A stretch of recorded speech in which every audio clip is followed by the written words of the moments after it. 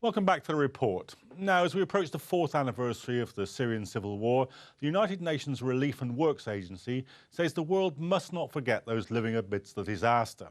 And while nearly 4 million Syrians have been made refugees in the conflict, it's important to remember the hundreds of thousands of others who were displaced to begin with, as Sadia Chowdhury reports. General Pierre Cranbull is a top authority when it comes to humanitarian aid delivery. But as he walks around Yarmouk refugee camp in Syria this week, he speaks like a madman. The head of UNRWA's Palestinian refugee wing says safe, uninterrupted, substantial humanitarian distributions must become the norm. That is a pipe dream, and one you'd be hard-pressed convincing these refugees to believe in. This is the sort of fighting that surrounds the camp, located in South Damascus and one of the hardest to reach areas in the whole of Syria. At least 18,000 Palestinians who were already displaced for decades are trapped inside. In order to feed people here, UNRWA says it should be handing out at least 400 food boxes a day. But last year it was able to distribute on only 131 days, which it says averages to just 89 boxes. People here tell of stories that across the rest of the world we can only describe as horror. Mothers giving children injections that expired months ago, fathers burning furniture to prevent their families from freezing to death, and others wishing they could die as their faith in God slowly slips away. We saw the suffering in Gaza, we know the suffering throughout the whole region, and we know of the suffering here in Syria.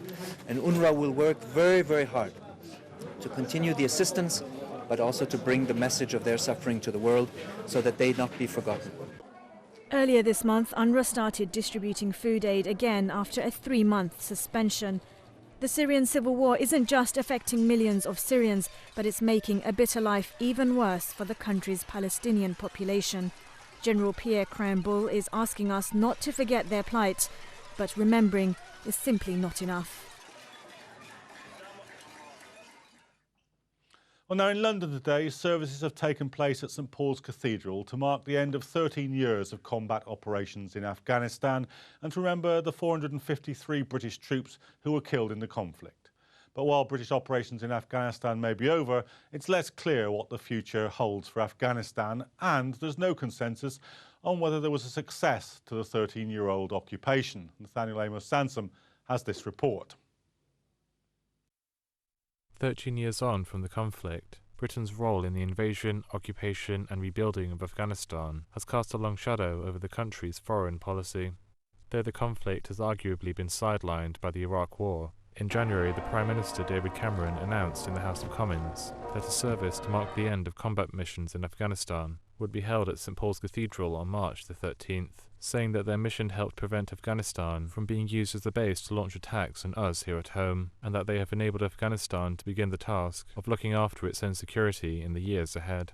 Among those attending the service were the royal family as well as top military personnel. Many former statesmen were also in attendance, as well as former Prime Minister Tony Blair, who began military operations in Iraq in 2001.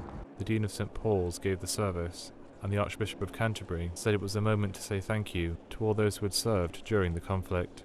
Well, today's service is very important because it's a commemoration not simply of the sacrifice of those who lost their lives, but also the service of over 140,000 British personnel who went out there in one of the longest campaigns ever to make Afghanistan a safer place with a better chance of a prosperous future, and to keep our own streets safer as well from terrorism that might otherwise have originated there. Earlier in the day, the Afghan President Ashraf Ghani also paid tribute to those who had died, saying they had paid the ultimate sacrifice for freedom and security in Afghanistan. In total, UK forces lost 453 servicemen and women out of the 140,000 who served there between 2001 and 2014. The last combat troops left in October of last year, leaving behind some 500 trainers and advisors assisting the Afghan security forces. The British government claims that the long war stopped Afghanistan from being used as a safe haven for Al-Qaeda, from being used as a safe haven for Al-Qaeda to plan attacks, and that Afghanistan is now a safer, more prosperous country than it was before. But Afghan security forces have been struggling to defeat the insurgency since the end of last year, and there are growing concerns that sectarian conflicts could have a resurgence in the next few years if there is a power vacuum. Since inconclusive elections last year, Afghanistan has been ruled by a unity government of the rival presidential candidates Ashraf Ghani and Dr. Abdullah. While this has brought the two main ethnic groups in the country together in a government, there is a risk that a spring offensive by the resurgent Taliban might shake confidence in its ability to keep people safe. The deeper question, though, for the United Kingdom is whether or not the withdrawal of troops from Afghanistan marks a victory for British military operations there, or a tactical retreat. But for those who served in the conflict, the service today will be remembered as the point that Britain officially turned the page on the war in Afghanistan. Nathaniel Amos Sanson, The Report.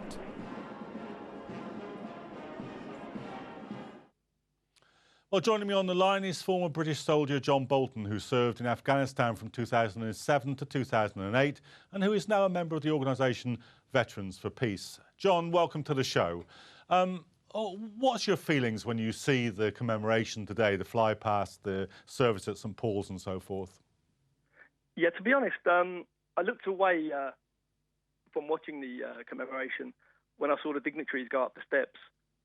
Quite frankly, I believe if I'd have stayed watching a little longer, and I would have noticed lurking in the shadows maybe some arms dealers. But I couldn't watch beyond that really because I wasn't really sure if it was a victory celebration with the flybys and, as I say, the dignitaries going up the steps, bedecked in their medals, or an actual commemoration. I do hope it was a commemoration of the 453 soldiers, and if it was, and I do spare a thought for those because most of the people I served with certainly served with good intentions and believed they were doing the right thing. If it was a commemoration, I hope we also spare a thought for the 21,000, and it's possibly more than that, civilian people that were killed, in the conflict. And I hope it serves as a slamming indictment to warfare, and serves to show what an abomination it is. John, I'm sure many people share that experience, but they won't have shared your experience of actually being in Afghanistan. Do you want to tell us a little bit about what your sensations and memories are of the time you were there, and what you thought at the time you were doing, and whether or not that really tallied up with your experience? Well, my overriding view of Afghanistan is, first of all, what a beautiful country and amazing people, but it's been visited by, foreign chaos.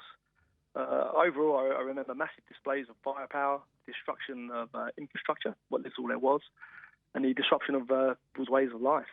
I do think the Afghans have suffered a great indignity by our presence from being over there.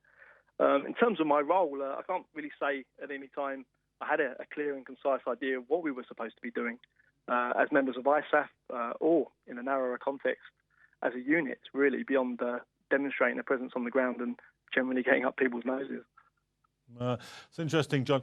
Earlier today, we talked to a military analyst, Tim Foxley, about what he thought would be happening in the future in Afghanistan and what he thought the situation was then. So let's just hear from him, and then, John, I'll come back to you and we can pick up the threads of that discussion. Well, yeah, I think there's definitely the potential for quite a few of the provinces that we heard so much about, to the east of Afghanistan, and the south as well, Helmand in particular. But there is always the risk now. One of the problems analytically is that we don't get such a good kind of feed of reports now. That the West interest has sort of dried up a little bit. There isn't such a good flow of information coming in, so it's harder to gauge. And the Afghan government put out their press statements, which you have to take with a pinch of salt, as you would take any bit of information. So it's harder to judge what's going on, but the risk is very much there. I mean, at the moment, it's a bit early to tell how the conflict is going to pan out. But we have a Taliban that is still capable and confident, and we have an Afghan national security force which is capable in many ways and is still ready to take the fight to the Afghans, the Taliban, sorry. So there are definitely risks in these outer provinces that have had so much problems in the past. It's a little bit early to say whether they're going to suddenly implode. I'm generally more on the pessimistic side. There is a long way to go.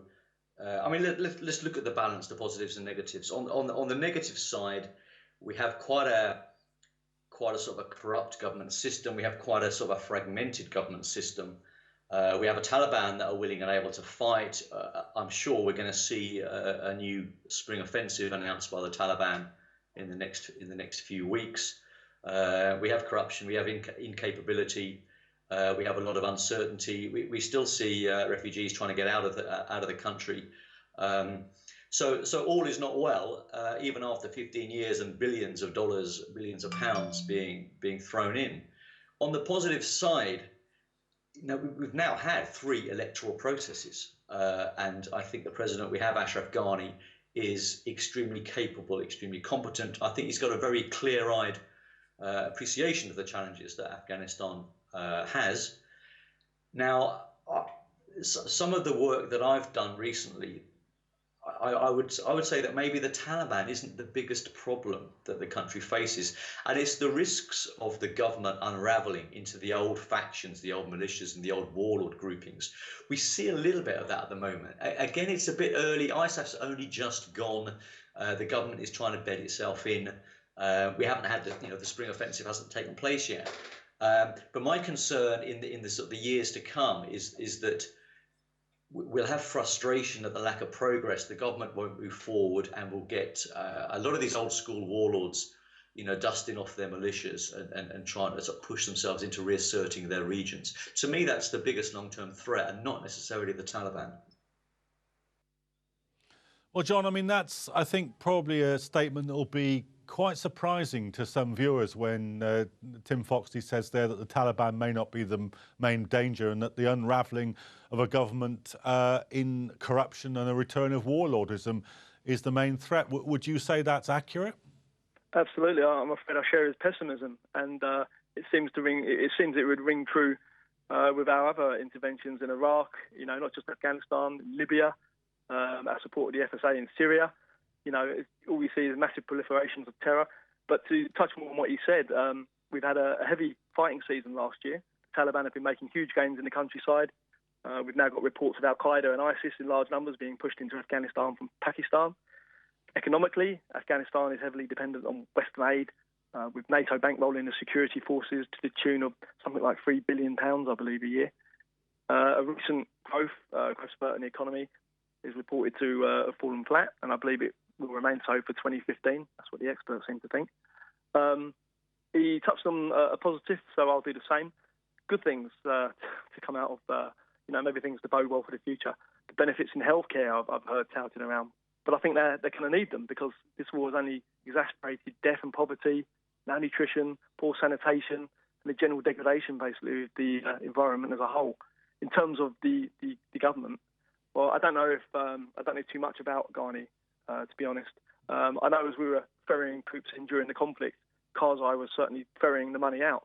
But with this national unity government under President Ghani and his CEO, Abdullah, I don't know too much about them, but as I understand, they're not very good friends. John, one final question. There's been a lot of talk from senior military figures in the last few days about the government meeting or not meeting its 2% of GDP spending on defence. And one of the military figures there said that he thought that the British population was losing its appetite for war. Do you think that's a mistake, or do you think that's just simply a logical conclusion to draw from the experiences in Afghanistan and Iraq? Well, first of all, what an absolutely disgraceful term, an appetite for war. That is the last thing we want. And if the nation is losing that, if we ever had one, then that's only a good thing. OK, John, thanks very much for joining us there. I'm afraid we'll have to end it, though, because that's all we've got time for on this episode of The Report. I want to thank all my guests on today's show and to thank you at home for looking in. Do remember, you can keep up with us on Twitter by following @IslamChannel and using the hashtag #TheReport. But for now, we'll leave you with some footage of an underwater tour of a recently discovered Japanese warship which sank in Philippine waters during World War II. We'll be re-emerging on Monday night. But until then, good night.